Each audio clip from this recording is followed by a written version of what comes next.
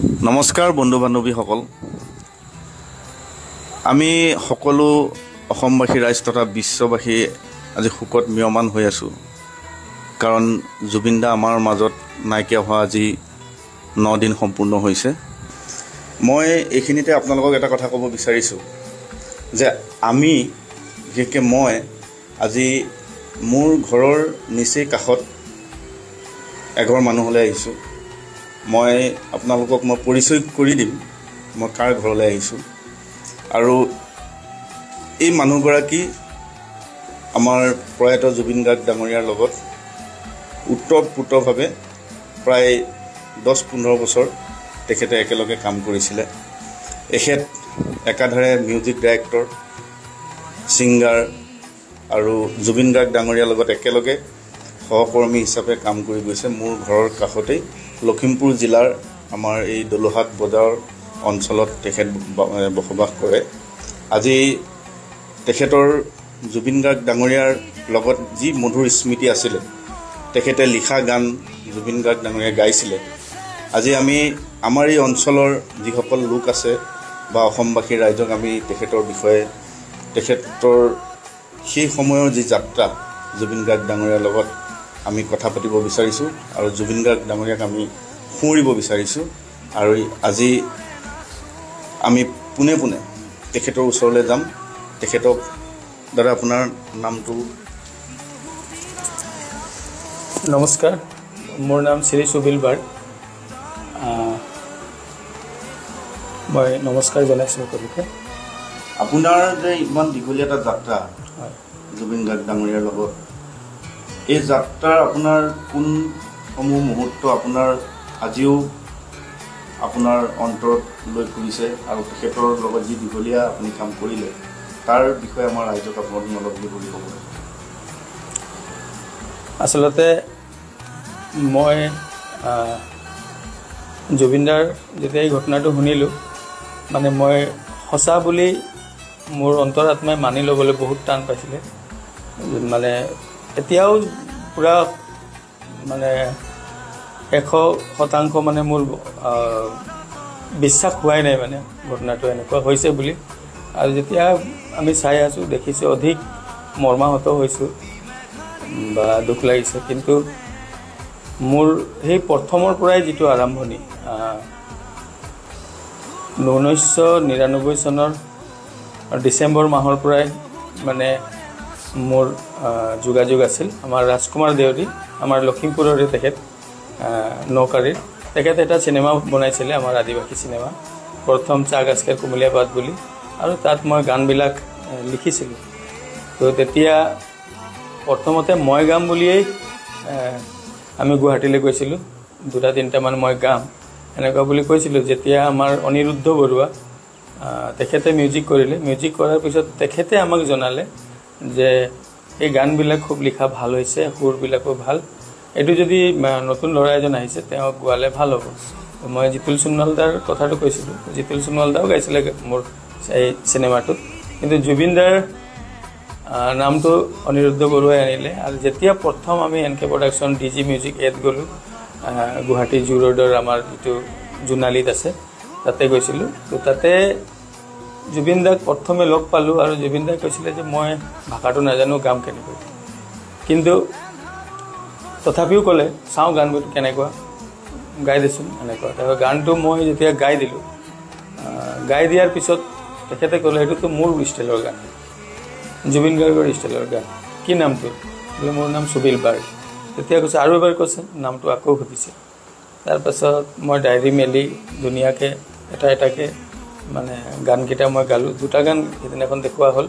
তাৰপাছত ৰাজকুমাৰ দেউৰী ছাৰ আছে আমাৰ লগত, তেখেতে মানে তেখেতৰ একেলগতে আমাৰ ৰেকৰ্ডিছ অহা নাই, তথাপিও কিন্তু গানটো ডাবিং কৰা হৈছিলে। আমাৰ 1999 চনৰ 27 ডিচেম্বৰ তাৰিখ মোৰ মানে ডায়েৰীত মোৰ লিখা আছে এই ডাবিংটো যেতিয়া বাণীবদ্ধ হৈছিল। তেতিয়া গান আছিলে 2টা আৰু ডাইৰেক্ট পিছত আমাৰ 2000 চনতে হ'ল। বাকীখিনি গান আমাৰ 2000 চনতে কৰা হ'ল। তো সেই গানখিনি আমাৰ আদিবাসী ৰাইজৰ মানে এটি গানটো মানে কালজয়ী গীত টাইপৰ, মানে আমাৰ আদিবাসী সমাজটো বা চাহ জনগোষ্ঠী সমাজটোত কষ্ট কৰিব পাৰে, কামানি কৰিব পাৰে, কিন্তু সিহঁতে সঞ্চয় বৃত্তি বোলা বস্তুটো আগৰ পৰাই নাই। তো মই ভাবিলোঁ যে জুবিনদাৰ থ্ৰুদি এইটো এটা শিক্ষা এটা হওক, আমাৰ জাগ্ৰত এটা হওক আমাৰ জাতিয়ে, যে বেংকৰ লগত এটা ট্ৰানজাকশ্যন বা সঞ্চয় বৃত্তিটো কৰি ৰাখিলে এটকা দুটকা হ'লেও মানে আমি যদি ৰাখি যাওঁ তেতিয়াহ'লে ভৱিষ্যতে কাম গুণগুণাই দিব পাৰিব নেকি? নিশ্চয় পাৰিম। এই গানটো তেতিয়া জুবিন দাই গাইছে, মোৰ গান।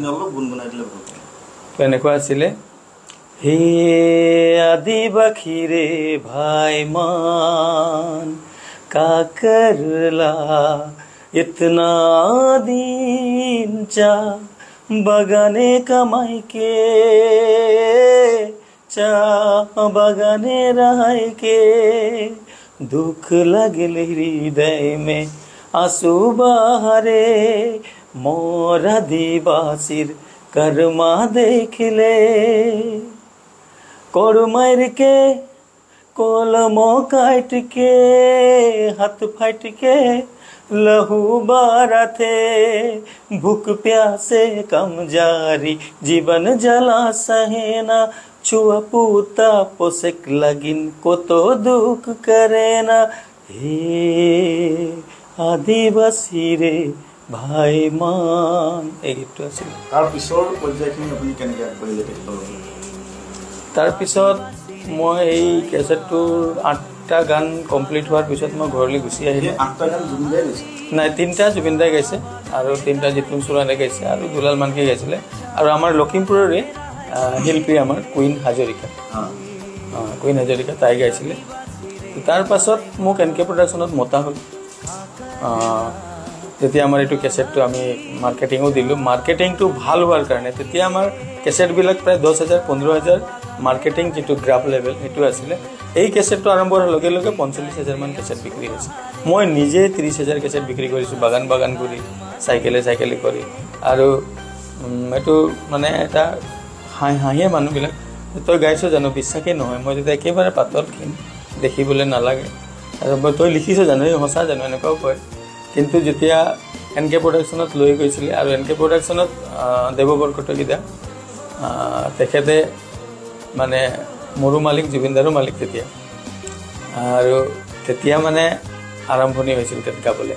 তেতিয়া মই অকল গান লিখোঁ, মই মানে গাম বুলি কৈছিলোঁ যদিও মোক অনিৰুদ্ধ বৰুৱাদেও ক'লে যে তুমি অকণমান শিকি ল'লে ভাল হ'ব। তাৰপিছত যেতিয়া জুবিন দাক পালোঁ, জুবিনদাৰ মই মানে গান লিখিব লাগে আৰু জুবিন দাক দিব লাগে, জুবিন দা মিউজিক কৰিব। তেতিয়া বহুত ধনী হাজৰিকা, অৰূপ দত্ত, এনেকুৱা দীপকেশ বুঢ়াগোহাঁই, এনেকুৱা বহুতে মানে মিউজিকবিলাক কৰি দিয়ে। তেতিয়া তাতে এন কে প্ৰডাকশ্যনতে যেতিয়া জুবিন দা আহে ৰাতি মানে তাততো তেতিয়া ৰাতিয়ে চলে।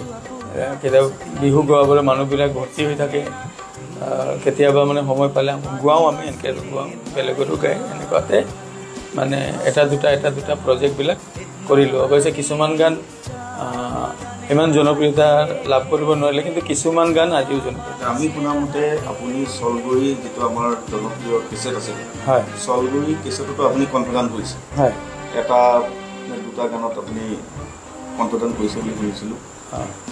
বা এনেকুৱা জনপ্ৰিয় কেইটামান গান আপুনি আমিও শুনিছোঁ এইটো টাইমত, এই বিষয়ে আপুনি অকণমান কৈছে? চলগুৰিখিনি ক'ম বাৰু। মই যেতিয়া জুবিনদাৰ কথাটো কৈছোঁ, এন কে প্ৰডাকশ্যনৰ গান বুলি কৈছোঁ, তেতিয়া আমাৰ বোলছবি এটা হৈছিলে মায়া বোলছবি। আৰু সেই বোলছবিটোত সেইটো মানে স্মৃতিৰ কাৰণে কৈছোঁ, সেইটো তাত জুবিন দাই কণ্ঠদান কৰা গীতটোত মই অভিনয় কৰিছিলোঁ।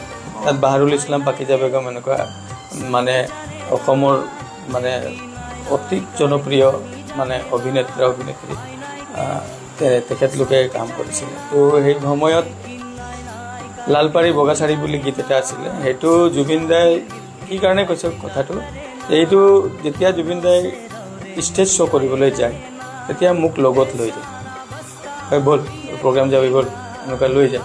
আৰু তাত ষ্টেজবিলাকত চিনাকি দিয়ে মানে যে এইটো মোৰ ভাইটি, বিভিন্ন জেগাত গৈছে, তেখেতৰ লগত গৈছোঁ। তেখেতৰ লগত যোৱা আৰু বহুত ব্যক্তি আছে, তেনেকুৱা আমি গৈছোঁ। নলবাৰী কিছুমান জেগা নলবাৰী জেগাতো গৈছোঁ, এবাৰ বঙাইগাঁৱত গৈছোঁ, তেনেকুৱা মানে কেইবা ঠাইতো গৈছোঁ মই। আমাৰ লখিমপুৰত আহোঁতেও মই এবাৰ গৈছোঁ, লখিমপুৰতো আমাক চিনাকি দিছিলে আৰু লগত গাইছিলোঁ মই লখিমপুৰ সেইটো জুবিন দাই যেতিয়া মাতিলে।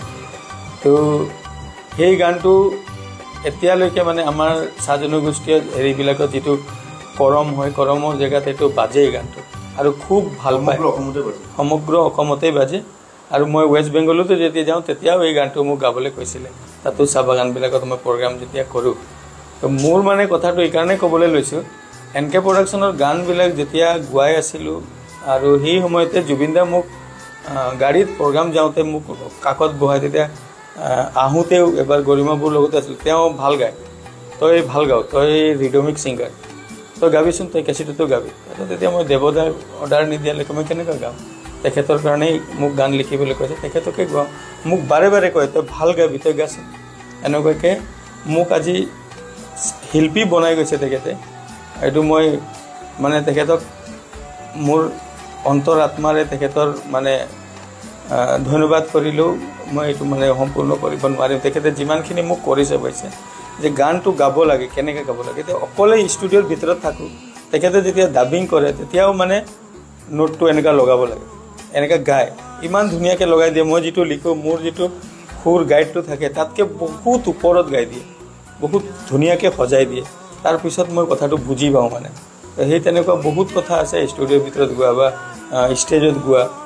তেনেকুৱা কিছুমান দেখি দেখি মানে বহুতখিনি শিকিছোঁ আৰু কিছুমান কথা তেখেতে কৈও দিছে।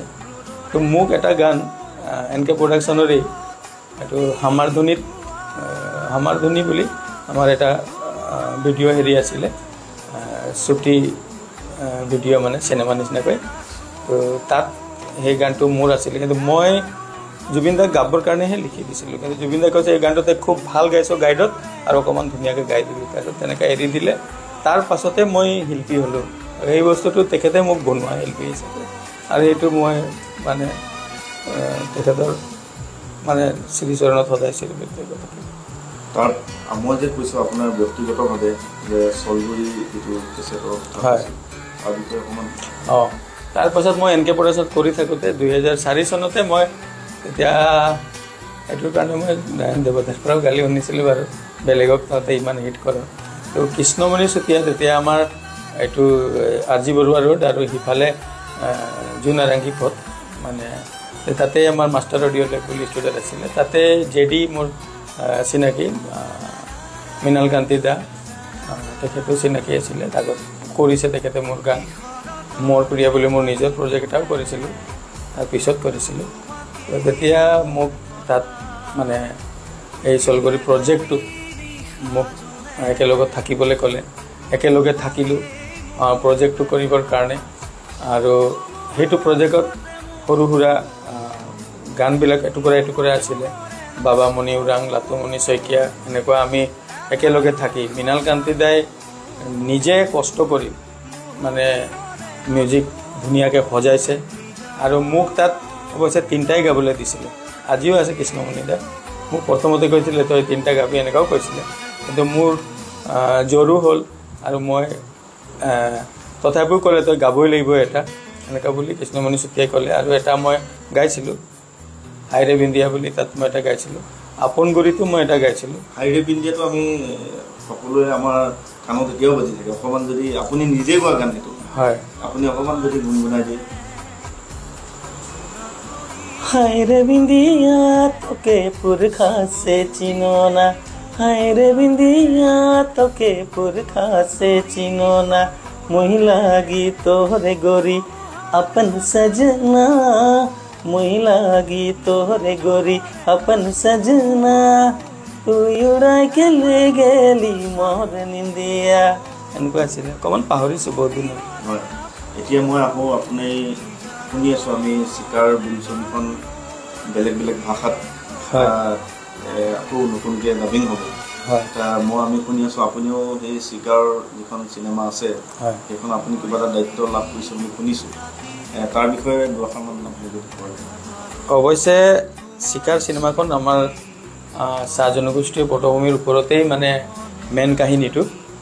আৰু জুবিন দাই তাত শংকৰ বুলি মানে হিৰো পাৰ্টটো কৰিছে শংকৰ নাম তেওঁ চাহ বাগানৰ তো তাত এই যিটো আদিবাসী ভাষাটো সেইটো ট্ৰান্সলেট মই কৰিছোঁ আৰু মোৰ লগত বিনোদ কুৰ্মী বুলি আমাৰ ভাইটি এজন আছে তেওঁ সহায় কৰিছে তো এইটো আমাৰ ডিব্ৰুগড় জিলাৰ খোৱাং চাহ বাগিচাত হৈছোঁ সেইটো তাত মই কেইবাটাও ডিপাৰ্টমেণ্ট চাই দিছোঁ যেনে 250মান ছোৱালী নাচ শিকাইছোঁ মই এই গানটোৰ ভিতৰত ঝুমৰ গান এটা আছিলে চিনেমাত তাত মই নাচ শিকাইছোঁ লগত যিমান ৱৰ্কাৰ্ছ আছে সেই ৱৰ্কাৰবিলাকক গোটাইছোঁ ইহঁতৰ প্ৰপাৰ্টি কি লাগে শ্বুটিঙৰ সময়ত সেইখিনি গোটাইছোঁ সেইখিনি কাম কৰি দিছোঁ ক'ৰবাত বাগানৰ মাজত এতিয়া আমাক এতিয়া চব মুম্বাইৰ মানুহ কাম কৰা মানুহবিলাক চাইছোঁ মুম্বাইৰ কেমেৰামেনবিলাক লাইটমেনবিলাক ডাইৰেক্টৰ তেখেতলোকে মানে যেতিয়া উড কা লকড়ি चाहिए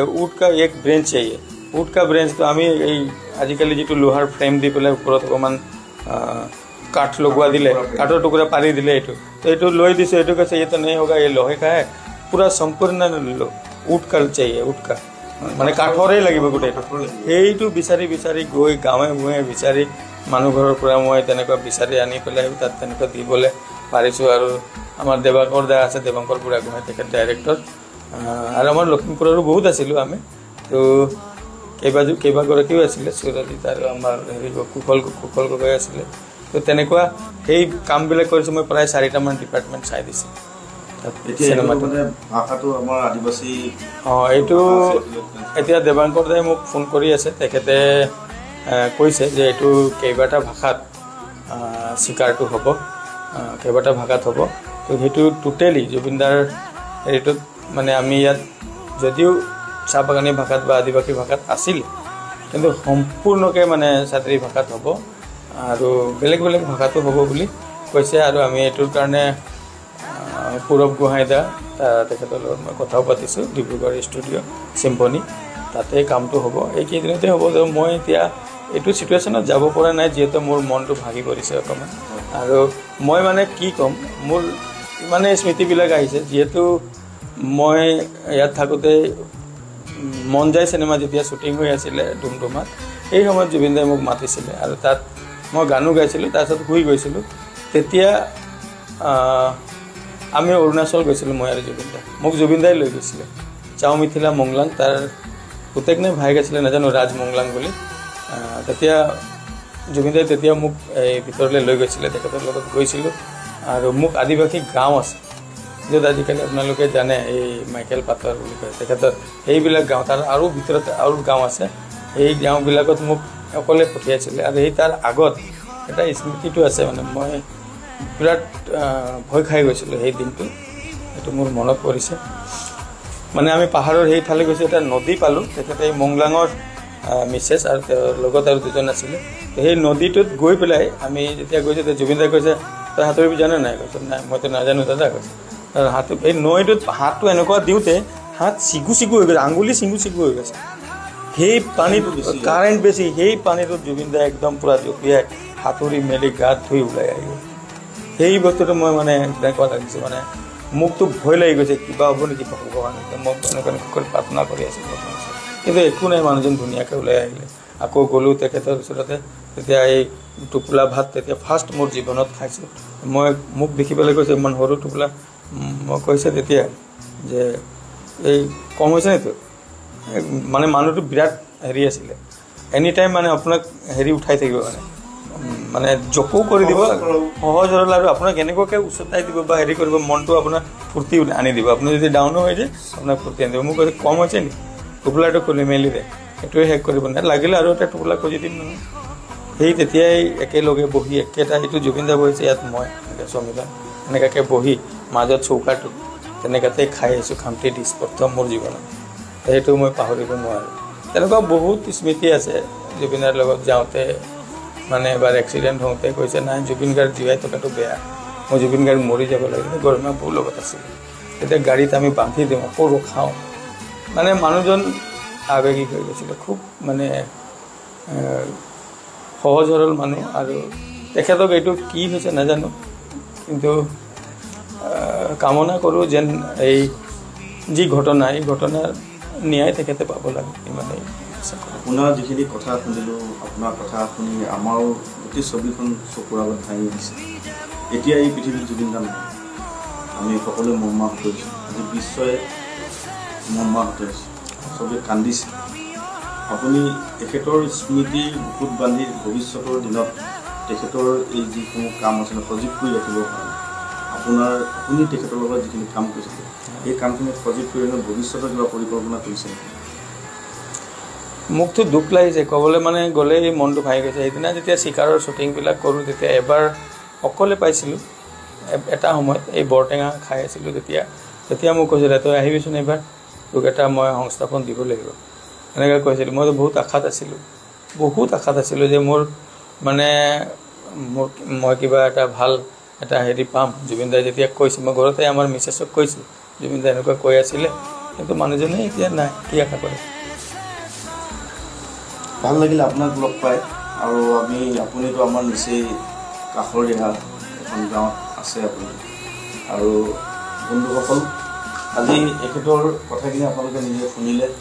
আৰু এখেতক আমি সকলোৱে ছাপোৰ্ট কৰিব লাগিব। তেখেতৰ প্ৰতিভা আছে আৰু তেখেত এতিয়া সুখত নিয়মান হৈ আছে। তেখেত বুলি নহয়, আমি সকলো সুখত নিয়মান হৈ আছোঁ। কিন্তু তেখেতৰ মুখেৰে যিখিনি কথা শুনিলোঁ, আমি সঁচাকৈ আবেগিক হৈ পৰিলোঁ। আৰু ভৱিষ্যতৰ দিনত তেখেতৰ কাষত আমি থাকি তেখেতক আমি যিখিনি সহায় সহযোগিতা কৰিব লাগে আমি সকলোৱে আগুৱাই লৈ যাম, তাৰে প্ৰতিশ্ৰুতি দি আজি আমি তেখেতৰ লগত যি কথোপকথন কৰিলোঁ তাৰ আজি সামৰণি মাৰিছোঁ। ধন্যবাদ।